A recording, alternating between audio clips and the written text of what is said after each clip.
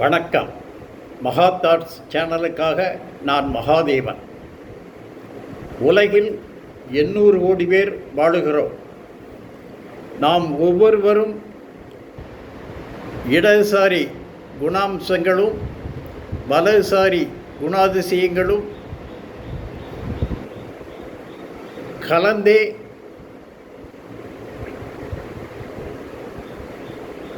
நம்முள் கலந்தே இருப்பது இயல்பு.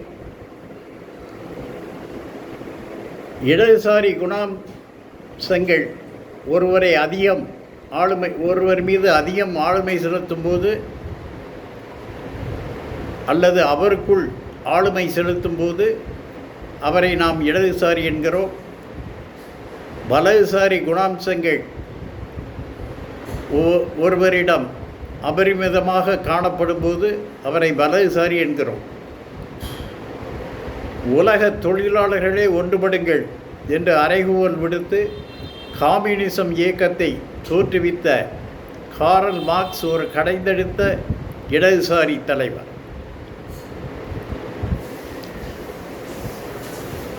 50 கோடி மக்களை தன் பின்னால் திரளச் செய்து அகிம்சா முறையில் இந்தியாவுக்கு சுதந்திரம் வாங்கி தந்த மகாத்மா காந்தி அந்த வகையில் ஒரு இடதுசாரி தலைவர். ஆனால் அநேக சமயங்களில் அறிவியல் விஞ்ஞானத்தையும் பகுத்தறிவாற்றலையும் புறந்தள்ளி வாழ்ந்தவர் அவர். அதில் அவர் ஒரு வலதுசாரி.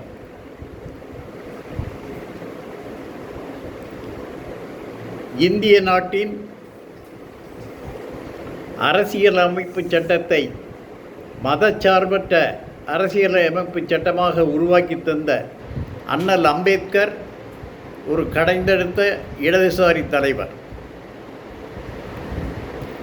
முதல் இந்திய பிரதமராக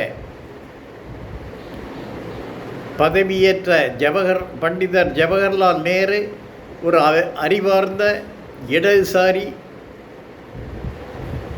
தலைவர். சோசியலிச பாதையில்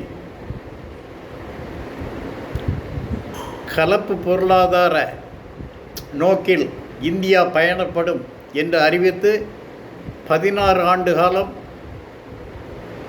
இந்தியாவை வெற்றி நடை போடச் செய்தவர். கனரக தொழிற்சாலைகளையும் நாடெங்கும் அணைகளையும் உருவாக்கி தந்தவர். அறிவார்ந்த உயர் தொழில்நுட்ப கல்வி நிறுவனங்களான ஐஐடி நிறுவனங்களை நாடெங்கும் நிறுவியவர். அதில் படித்து தேர்ந்த அதிமேதாவிகள் பலர் இன்று உலகின் நம்பர் 1 பெருநிறுவனங்களில் தலைமை பொறுப்பில் ஆளுமை செலுத்துகிறார்கள் என்பது பண்டிதர் நேருவால் நிகழ்ந்த பெருமைகள். அவரை தொடர்ந்து சில காலம் இடைவெளிக்கு பிறகு இந்தியாவை ஆள வந்த அவரது மகள் இந்திரா காந்தி ஒரு இடதுசாரி தலைவர். அவரை பிரதமராக்கியவர் பெருந்தலைவர் காமராஜர். இந்திரா காந்தி 14 வங்கிகளை தேசியமயமாக்கினார். மன்னர் மானியம் ஒழிப்பு போன்ற திட்டங்களை நடைமுறையாக்கினார்.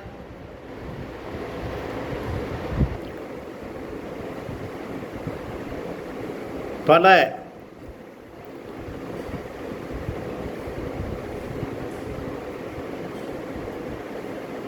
பொது நிறுவனங்களை உருவாக்கி தந்தார். வலதுசாரி அரசியலுக்கு அவர் வரையில் முற்றுப்புள்ளி வைத்தார். பெருந்தலைவர் காமராஜர் ஒரு இடதுசாரி தலைவர், கல்வி கண் திறந்தவர், அணைகள் பல கட்டித்தந்தவர், ஏழை பங்காளர், வெகுஜனங்களுக்காக முன்னேற்ற திட்டங்களை சுயநலமின்றி தன்னலமின்றி நிறைவேற்றி தந்தவர். அவர் ஒரு இடதுசாரி தலைவர். ஆனாலும் ஒரு சில சமயங்களில் வலதுசாரி தலைவர் போல் நடந்து கொண்டவர். எடுத்துக்காட்டாக இந்தி எதிர்ப்பு போராட்டம் தமிழ்நாட்டில் நடந்தபோது பல மாணவர்கள் சுட்டு கொல்லப்பட்டார்கள். அதே சமயம் தமிழகத்தில் அரிசி பஞ்சமும் நிலவி கொண்டிருந்தது. இந்த இரண்டையும் பெரிதாக கண்டுகொள்ளாமல் அவை வழியே நடக்க விட்டிருந்தார் காமராஜர். அது ஒரு வலதுசாரி தலைவரின் பண்பு.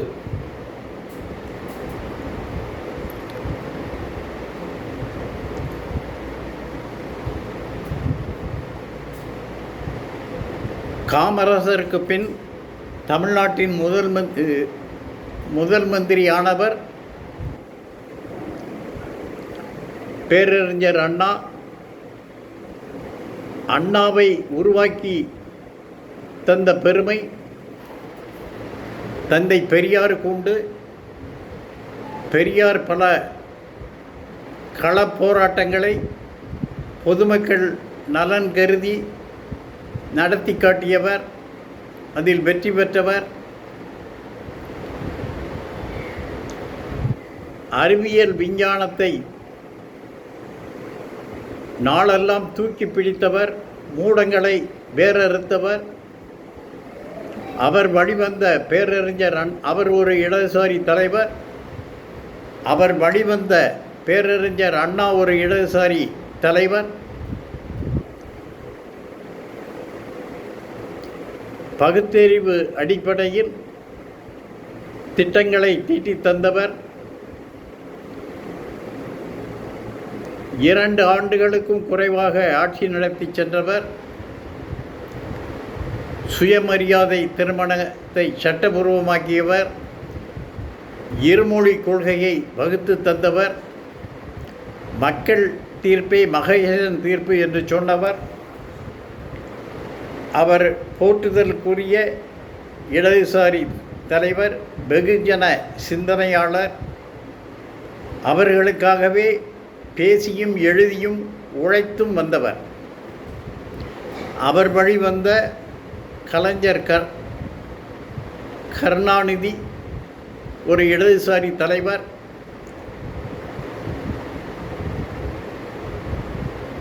அவர் அமைச்சரான உடனேயே பஸ் போக்குவரத்தை தமிழகத்தில் தேசியமயமாக்கியவர். பிற்படுத்தப்பட்டோர் நலனுக்காக சட்டநாதன் கமிஷன் உருவாக்கியவர். நில உச்சவரம்பு சட்டத்தை சீர்திருத்தம் செய்தவர். அறிவியல் ரீதியில் அனைத்து திட்டங்களையும் வகுத்து செயலாற்றியவர். அவர் ஒரு போற்றுதலுக்குரிய இடதுசாரி தலைவர். அறிவார்ந்த திட்டமான டைடல் பார்க் திட்டத்தை 20 ஆண்டுகளுக்கு முன் தொடங்கி வைத்தவர்.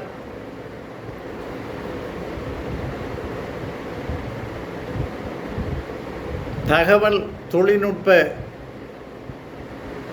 புரட்சியை தமிழ்நாட்டில் மற்ற மாநிலங்களுக்கு முன்மாதிரியாக தொடங்கி வைத்தவர். சமூக நீதிக்காக பல்வேறு திட்டங்களை வகுத்தவர். பிற்படுத்தப்பட்ட, மிகவும் பிற்படுத்தப்பட்ட, தாழ்த்தப்பட்ட பிரிவினருக்காக புதிய ஒதுக்கீட்டு திட்டங்களை அமலாக்கியவர். சமத்துவபுரம் கண்டவர்.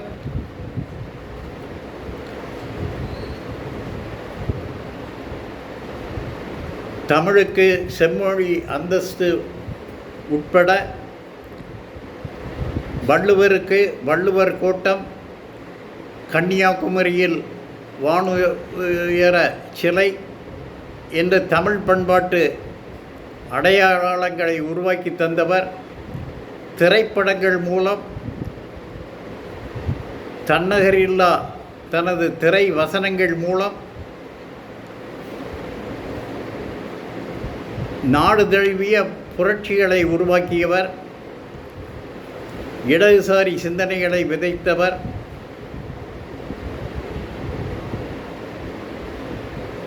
கொள்கை பற்றும் சமூக பற்றும் அரசியல் தெளிவும் பெற்றிருந்த இடதுசாரி தலைவர் அவர்.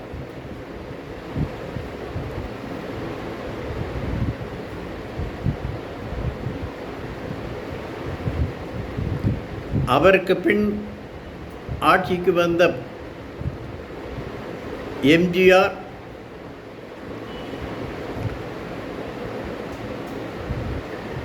பொதுமக்களிடம் கரிசனமும் அன்பும் கொண்டிருந்த போது அவர் ஒரு இடதுசாரி தலைவர். ஆனால் வலதுசாரி குணபாவங்கள் அவரிடம் நிறைந்து காணப்பட்டன.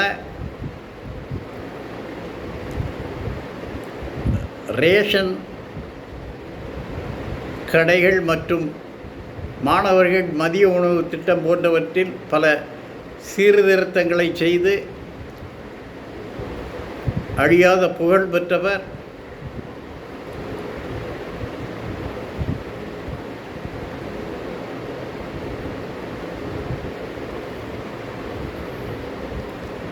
ஆயிரத்தி 1981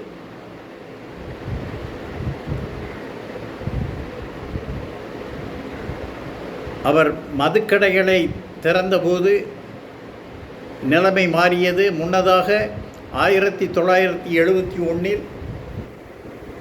மதுவிலக்கை ரத்து செய்து சாராய கடைகளை திறந்தவர் கலைஞர். அது ஒரு வலதுசாரி நடவடிக்கை. அதற்கு கலைஞர் சொன்ன காரணம்,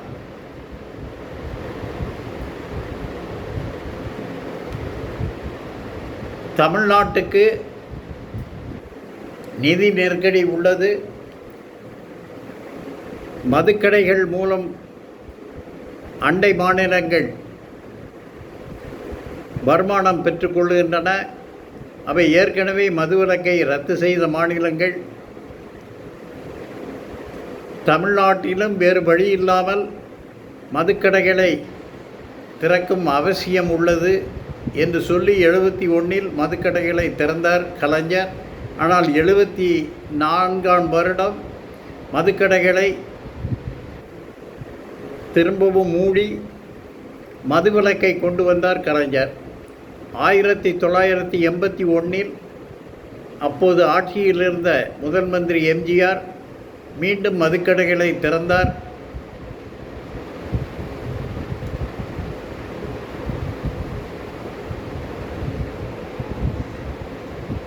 அதைத் தொடர்ந்து இன்று வரை அந்த கடைகள் பல்கி பெருகி வளர்ந்துள்ளன.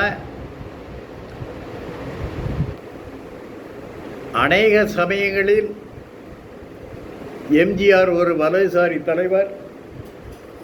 அவரை தொடர்ந்து ஆட்சிக்கு வந்த ஜெயலலிதா பெரும்பாலும் ஒரு வலதுசாரி தலைவர்.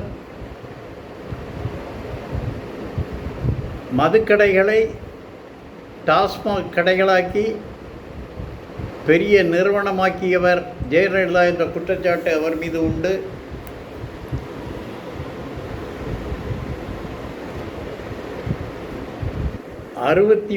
விழுக்காடு இடஒதுக்கீட்டை உறுதி செய்ததில் அவர் ஒரு இடதுசாரி தலைவர். நீட் போன்ற தேர்வுகள் தமிழ்நாட்டில் நுழையக்கூடாது என்பதில் உறுதியாக இருந்ததில் ஜெயலலிதா ஒரு இடதுசாரி தலைவர்.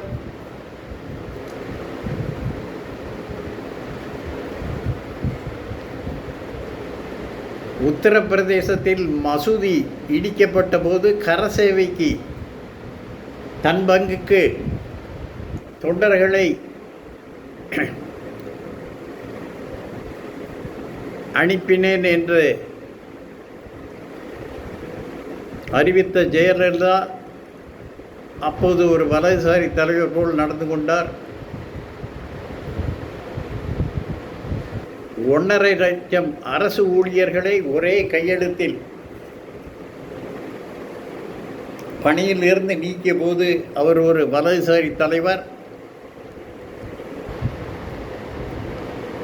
பெரும்பாலும் ஜெயலலிதா ஒரு வலதுசாரி தலைவர் என்பதை உறுதிப்படுத்தியவாறு பல்வேறு நிகழ்வுகள் நடந்திருந்தன.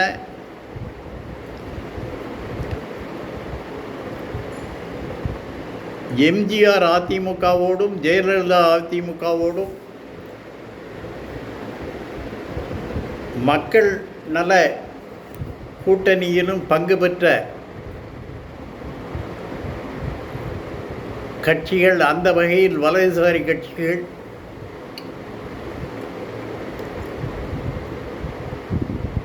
அவற்றுள் கம்யூனிஸ்ட் கட்சிகளும் அடக்கம்.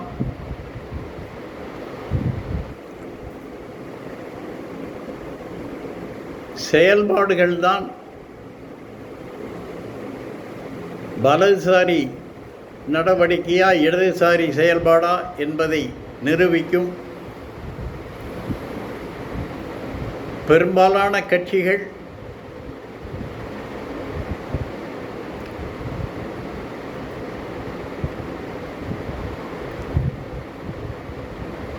பெரும்பாலும் வலதுசாரி கட்சி என்று நிரூபிக்கப்பட்ட அதிமுகவோடு கூட்டணி வைத்த போதெல்லாம் தாங்களும் வலதுசாரிகள் போல் நடந்து கொண்டார்கள்.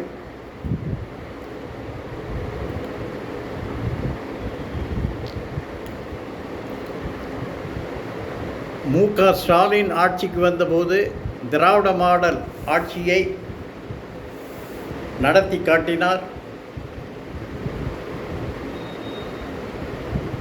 பல்வேறு துறைகளிலும் அவரது ஆட்சியில் நாடு பல்வேறு சாதனைகளை கண்டது. பல இமாலய சாதனைகளை செய்து முடித்தார்.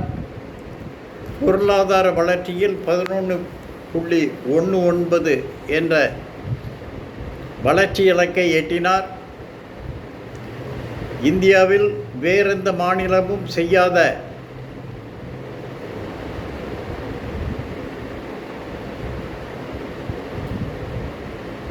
வளர்ச்சி வேகம் அது.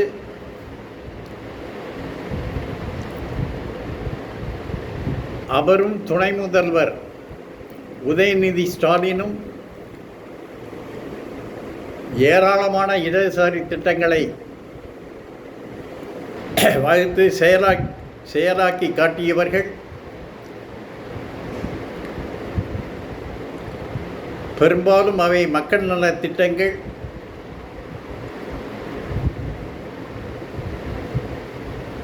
சமூக முன்னேற்றத்திற்காக ஸ்டாலினும் உதயநிதி ஸ்டாலினும் ஆற்றிய பங்கு அளப்பரியவை. இடதுசாரி தலைவர்கள் என்ற இலக்கணத்துக்கு அவையெல்லாம் அடையாளங்கள்.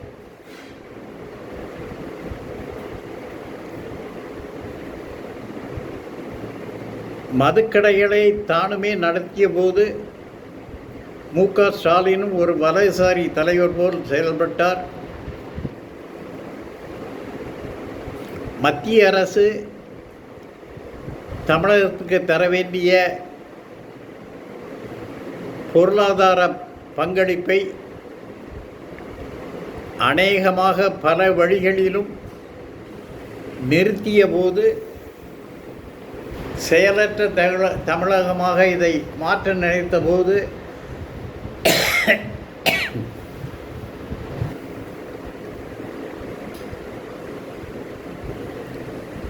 சுய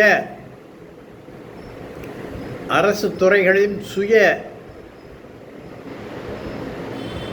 வருமானத்தை கொண்டு யாருமே நினைத்து பார்க்காத மக்கள் நல திட்டங்களை செயலாக்கி தந்தவர் ஸ்டாலின்.